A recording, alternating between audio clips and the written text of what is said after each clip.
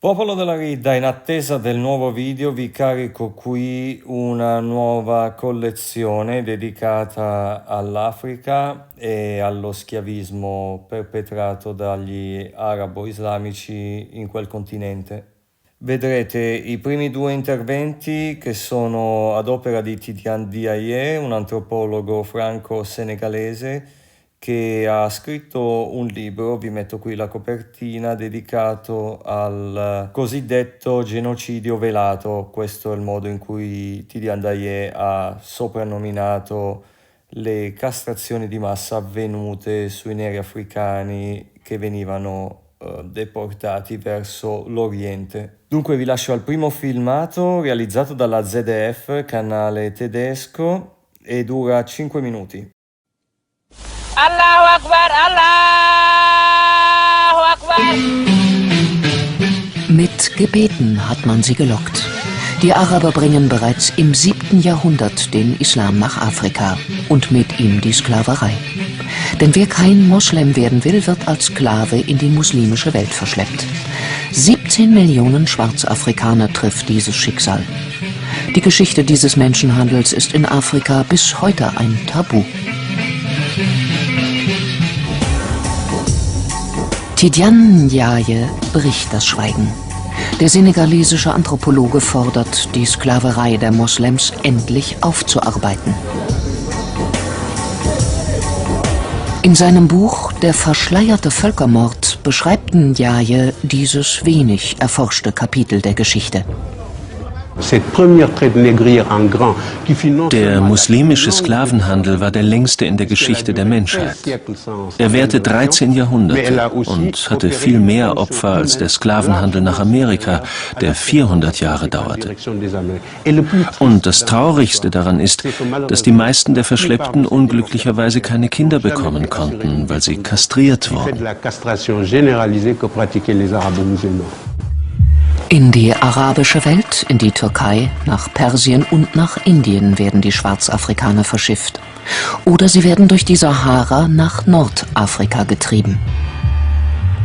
Viele sterben schon bei den Überfällen auf die Dörfer, viele an den Strapazen des Transports. Wer auf den Sklavenmärkten ankommt, wird kastriert. Laut Diaye überlebt nur einer von 5 diese gefährliche Operation. Die grausame Prozedur trifft alle, die Männer, die auf Plantagen oder im Bergbau schuften, ebenso wie die, die im Haushalt arbeiten oder die Harems bewachen. Diese Eunuchen findet man noch Anfang des 20. Jahrhunderts. Die Araber und die Nordafrikaner waren Rassisten. Sie verachteten die Schwarzen. Deshalb wollten sie nicht, dass sie in ihren Ländern Kinder zeugten. Das erklärt, warum es dort heute keine starke schwarze Diaspora gibt wie in den USA, die eine Aufarbeitung dieser Geschichte fordert und eine Wiedergutmachung. An die Sklaverei der Europäer wird auf der senegalesischen Insel Gorée erinnert.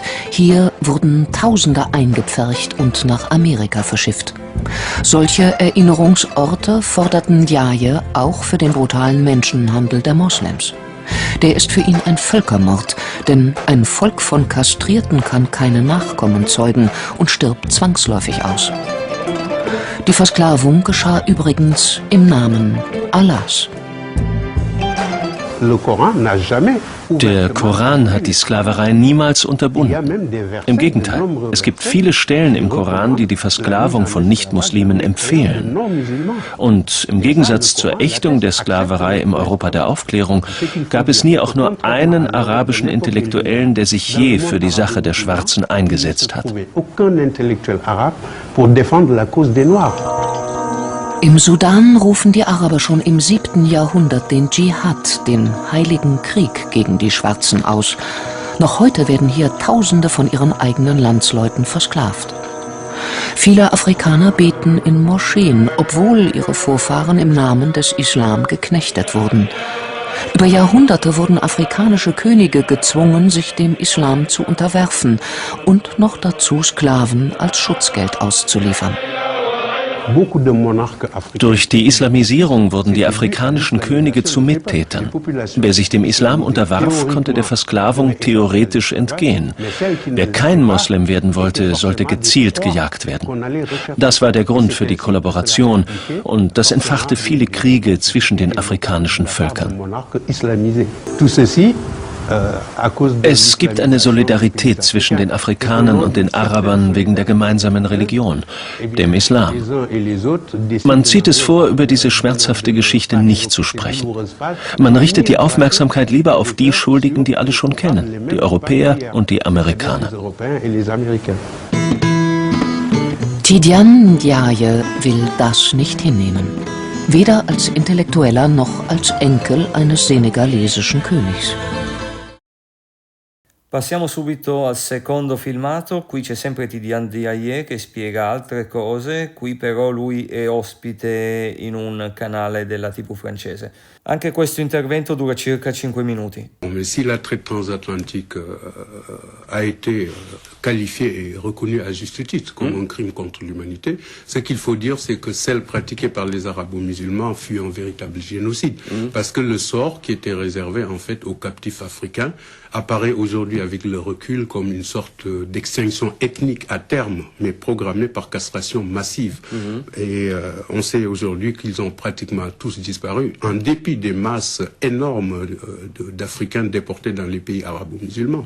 Voilà pourquoi j'ai préféré utiliser le terme de génocide. Parce que si vous avez 17 millions de déportés et que par la castration massive, vous n'avez qu'une minorité de Noirs qui réussit à survivre en terre d'islam, alors que de l'autre côté, je parle de la traite transatlantique, vous avez aujourd'hui 70 millions d'individus qui sont descendants ou métis d'Africains qui peuplent le continent américain, des États-Unis jusqu'au Brésil, passant par les îles de la Caraïbe, alors que dans les pays arabo-musulmans, on n'en trouve plus trace. Alors vous dites d'ailleurs, qu'il serait grand temps que la génocidaire traite négrière arabo-musulmane soit examinée et versée au débat au même titre que la ponction transatlantique, parce que ça c'est un pan de l'histoire qui est quoi, méconnu, caché volontairement, occulté, qui a été volontairement, c'est sûr, et cette amnésie volontaire de la part des élites noires sur la question peut s'expliquer par le fait que beaucoup de chercheurs ont encore du mal à passer d'une vision mémorielle affective de cette histoire, évidemment pour des questions de solidarité religieuse,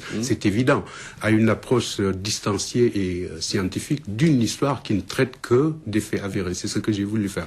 Alors personnellement, j'ai dû croiser des variables comme les témoignages directs d'explorateurs comme Livingstone, comme Stanley ou Monseigneur Lavigerie, sans oublier aussi les témoignages directs des marchands arabes qui opéraient à partir des centres de fabrication de nuques. Et j'ai dû croiser toutes ces variables avec des travaux beaucoup plus récents d'un historien américain que vous connaissez bien, mon confrère Ralph Austin. Et il faut dire que le bilan est terrible, le bilan est terrifiant. Rien que pour le Sahara, on peut évaluer que 9 millions de captifs ont dû être transportés dans des conditions inhumaines et dont 2 millions ont péri ou alors sont restés en bordure du désert. Alors pour ce qui est de ce qu'on appelle la traite orientale, qui s'est déroulée dans les régions proches de la mer Rouge et de l'océan Indien, on évalue environ à 8 millions le nombre de victimes. Donc le bilan est lourd, puisque globalement, on arrive à un chiffre effrayant de 17 millions de morts, de déportés ou de castrés par les Arabes. C'est donc un génocide. Vous le dites d'ailleurs, vous dites on va pas faire un hit parade de ceux qui ont été les pires, mais vous, enfin, je résume. Disons qu'il n'y a pas de degré dans l'horreur, ni de monopole de la souffrance, mais la page devrait être écrite. Vous dites que pour l'Afrique noire, la traite arabo-musulmane a été bien plus dévastateur que la traite transatlantique. Oui, puisque si on se fie aux statistiques de Philippe Austin, on arrive environ entre une fourchette de 9,6 millions à 11 millions de déportés arrivés à bon port. Nous savons ce que sont les dégâts collatéraux, à savoir que pour un déporté arrivé à bon port, il y eut 3 morts, soit des guerres d'approvisionnement, de l'incendie des villages, des greniers et des épidémies qui ont suivi. Il y avait un climat qui permettait, si vous voulez, ce racisme et cette volonté d'éliminer un peuple. Parce que vous avez des érudits arabes comme Ibn Khaldun, qui était le savant arabe le plus célèbre du XIVe siècle. Eh bien, cet homme avançait l'idée selon laquelle les Noirs appartiennent au peuple à caractère bestial. Il les traitait d'ailleurs de sous-hommes et d'anthropophages. Alors, il prétendait que les seuls peuples qui étaient adaptés à l'esclavage étaient les nègres en raison d'un degré inférieur d'humanité et que leur place était plus proche du stade animal. Alors, devant ces inepties, il faut dire qu'aucune voix sérieuse dans le monde arabe ne s'est élevée pour défendre la cause des Noirs. Parce qu'à l'inverse des philosophes de l'époque des Lumières en Europe, il faut dire que dans le monde arabe, dans leur quasi-totalité, les intellectuels étaient marginalisés sur la question. Ils avaient donc abdiqué face aux obscurantistes et autres doctrinaires de la foi. Évidemment, dans un tel contexte, l'opinion de Ibn Khaldun et d'autres penseurs de la même mouvance faisait autorité et finissait même par être adoptée par la plupart des nations arabo-musulmanes. Ce qui explique donc que les traitements inhumains et la mutilation généralisée des captifs étaient acceptés.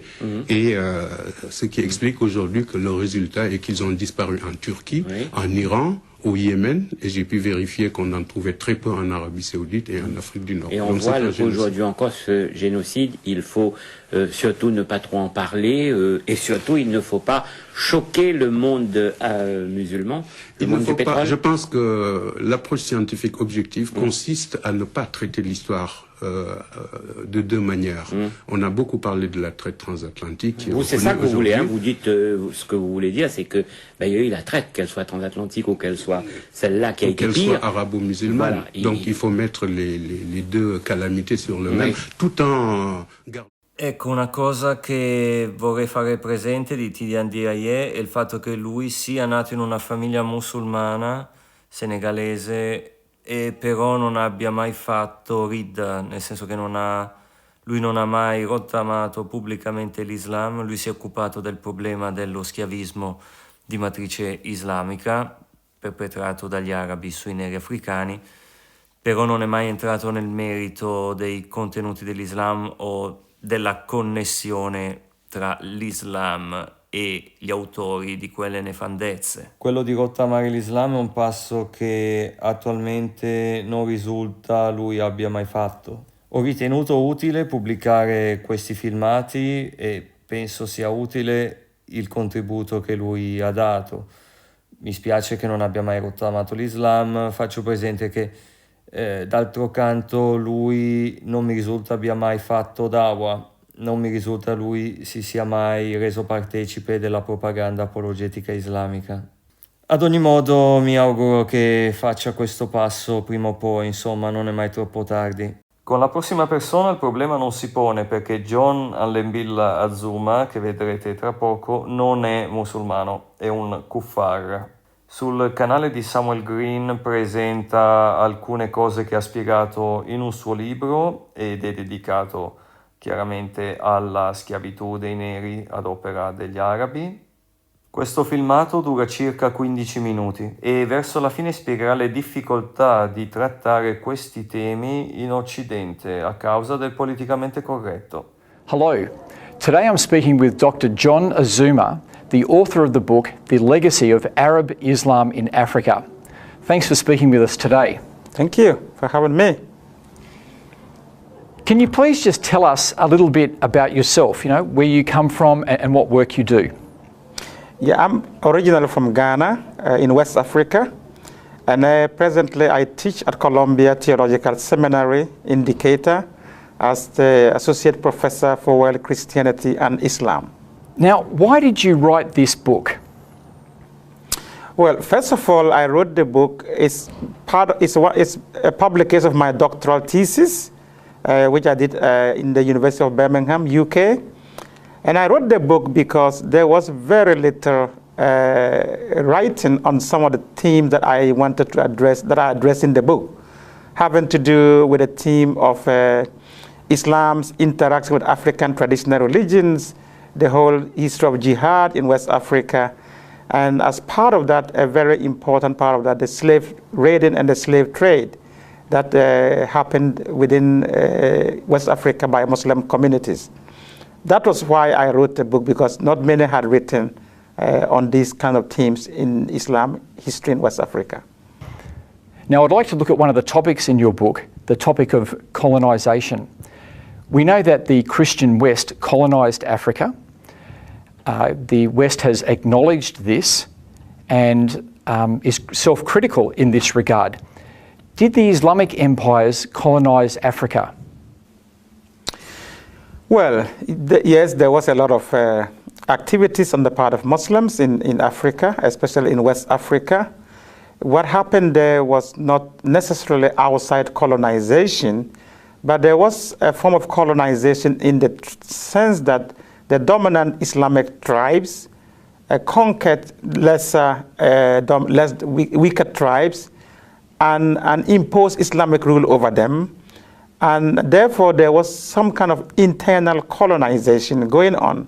The Fulani in West Africa in particular were very much in the habit of conquering and imposing Islamic rule on other tribes. So that was a form of internal colonization, yes.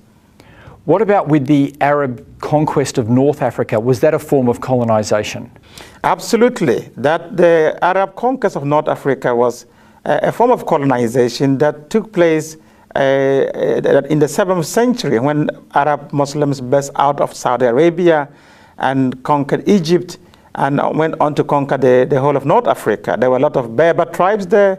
The Egyptian Copts were the original indigenous of the land, as well as the Berbers. And they were all conquered and Islamized and Arabized. That was also a form of colonization, definitely.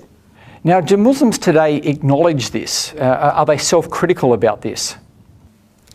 Not to the extent that the West has become very critical. In fact, many Muslims don't even admit that there was any form of colonization. Even though if you talk to the Berbers, and let's be also aware that many of the Berbers have become Muslim, the Berbers will tell you they have been colonized. There's been Arab imperialism. The same thing in Egypt. The Copts know that they are the original, the indigenous of the place. They feel like they have been colonized. The same thing will happen we talk to Sudanese. They will tell you that Sudan was colonized by Arab Muslim invaders. So yes, they will not admit it, but there is that kind of history there. Okay, thanks for that. I want to move on to the topic of slavery now. Did the Muslim empires practice slavery? Absolutely. Slavery was a very important part of Islamic expansion in West Africa, and in fact in the Sudan, and from the very earliest period of Islamic penetration into Africa. It started by purchasing slaves and trading in slaves, and then it went on from purchasing to raiding for slaves and capturing slaves deliberately, especially mainly black Africans, and transporting them into North Africa and into Saudi Arabia, the Arabian Peninsula, and onwards to the Ottoman Empire to Turkey. So slavery was a very endemic part of Islamic interaction with Africa.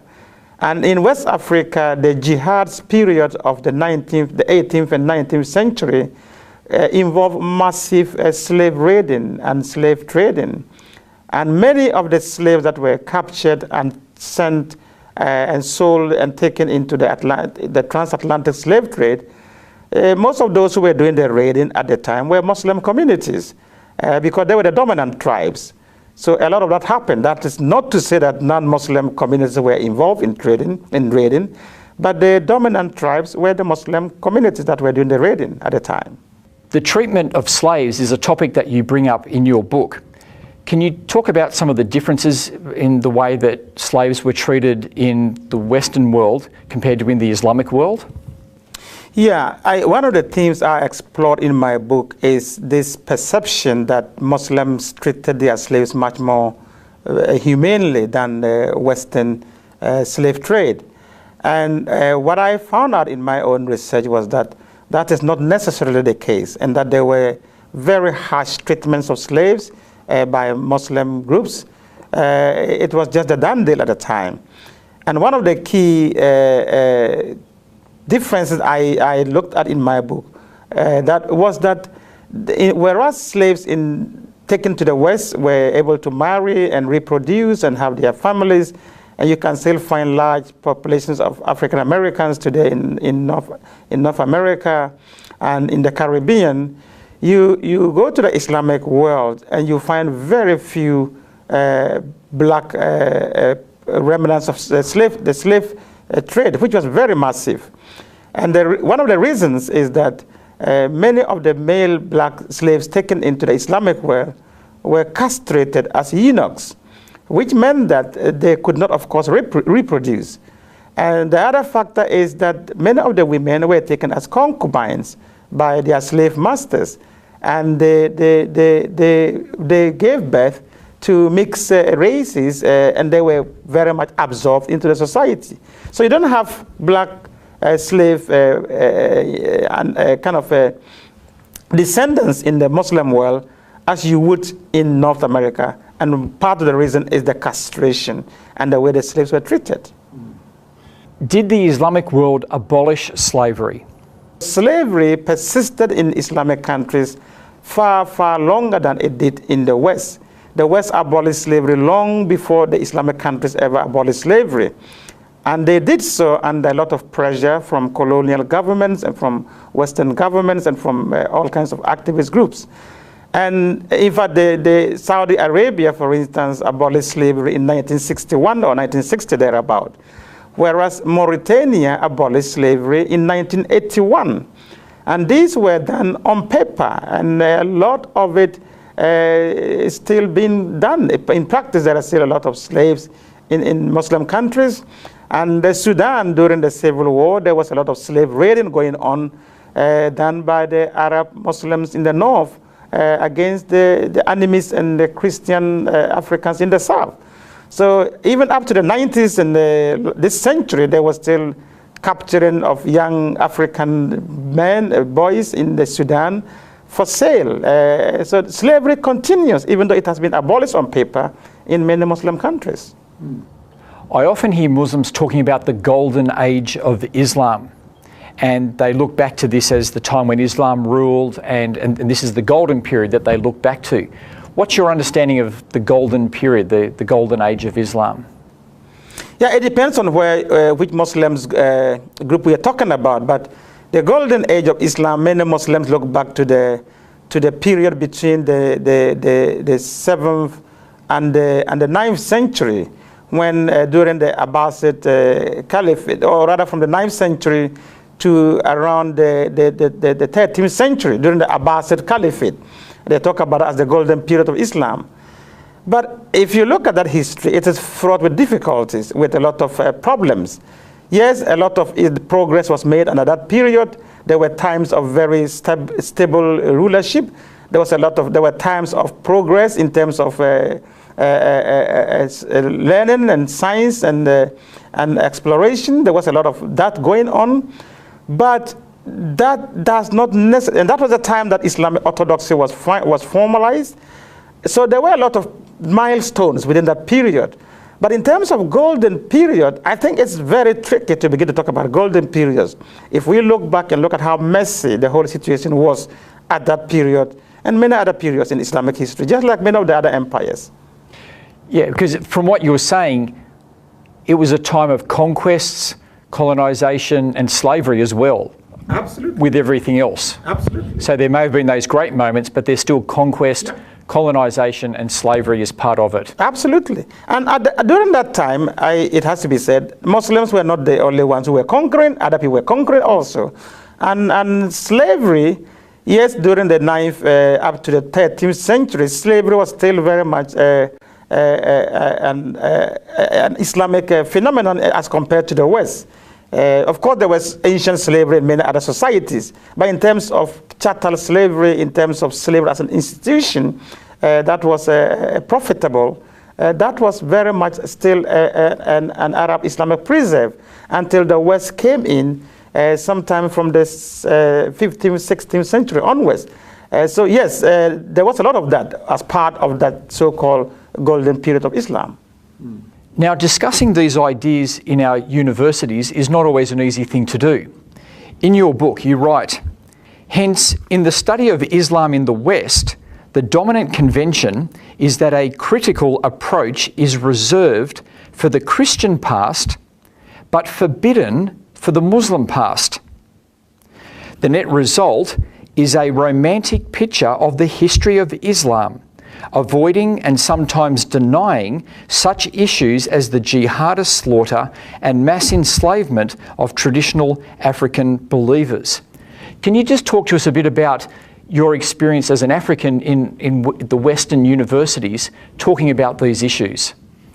Yeah, that is actually a very important question. I, as an African who embarked on the study of Islam in Africa, was very frustrated that, especially back in the 90s when I was doing my studies, that Western academics were shying away, almost self-censoring on these difficult themes of jihad, of the violence associated with jihad, and the slave raiding and slave trade that was very massively undertaken by Muslim societies in Africa. And some only noted in a footnote, and we don't want to discuss it. And that was very frustrating. Meanwhile, they will go at length and talk freely and openly about the Western transatlantic dimension of slave trade. And so for me, this painting of a very romantic picture of the Islamic past in Africa was hindering interfaith dialogue and dialogue between Muslims and Christians in particular. And especially in a situation where the radical Muslim groups were laying claim to these histories, these romanticized histories that was written mainly by Western scholars, that they had a golden age of Islam in Africa that they want to return to. Unfortunately, many of the groups that we have today that are ideological Muslim radical groups, and even Boko Haram in Nigeria, are laying claim to some of these romanticized histories that has been contributed to by Western scholarship and academia on the West of Islam in Africa. And this is what I was trying to challenge and to raise questions about, that we have to paint a more realistic history of the past.